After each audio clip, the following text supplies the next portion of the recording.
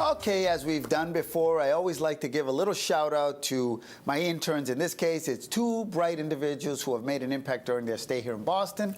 One of them, on my left, is Brenda Gonzalez. She's a recent graduate from Northeastern University. Congratulations. Yay. She is originally from Mexico and studied international business and marketing, and she spent the last year working on several projects in the Latino community, including the Latino 30, under 30. She is actually going back home in May, and you will be missed. Yeah. And the other is Sebastian Loor. Now, he is still at Northeastern University. He is currently studying finance management and economics.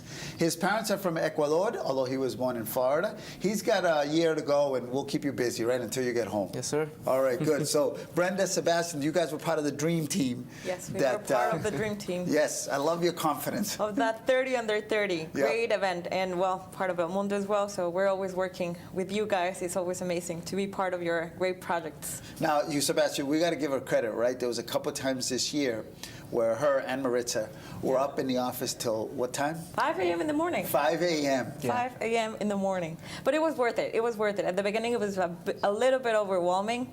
But then when we got to see everyone there the day of the event and the winners and with their awards and everything, everything was worth it. Everyone was super happy, having fun. And that was the goal, and I think we got to that goal. All right, Sebastian, I want to ask you about Boston, Massachusetts. You've been here now a couple of years. What do you think of Boston? It's awesome. I'm going into my 4th year now, so entering my senior year. And it's amazing just to see all the many different people you get to meet from all different places in the world, just the different communities that form everywhere in Boston. Just so many things to do all the time. So would it be safe to say that if you see this in 20 years or 25 years, would you send your kids to Boston to study? Oh yeah, definitely. You would? Yes, sir. How about you? Oh yeah, definitely. I almost for my sister to come here, so she's coming now in August. Oh, your sister's coming. So that's great because I recommend it very, very. There you go. See, there you go. So, what advice do you have for students coming from either Latin America or from Florida, in your case, whatever, on what some of the adjustments you had to make? Because now you've been here you love it, you've always made the adjustments. But what are some of the things that you had to adjust to?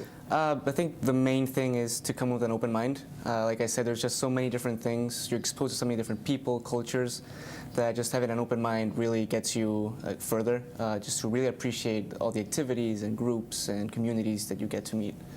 So now you're so Bostonian now, right? That when you go back to Mexico, you're going to have, what do they call it, reverse culture shock? Yeah, definitely. What does that mean? We're in Mexico, well, as a whole in Latin America, we're very like a family together, like sense of community. And here's more like in the independent side. And also the fact that you interact with so many different cultures, that makes you change your mindset a lot in many different topics. And even when I go visit, it happens to me that my friends have like whole different perspectives and stuff. And now I think that going back permanently is going to be very hard for me. I think at least it's going to take me 6 months to get used to it again. It took me like 3 days to get used to Boston, but I think that me getting used to Mexico again, it's going to be even harder than when I came here. Yeah. Wow, she really took this to heart. The city, you really enjoyed your time there. Yeah, a lot. I wish I could stay longer. Good. Now, let me ask you a question. How old are you? 21. 21. 22 in a month and a half. Wow, okay. Yeah.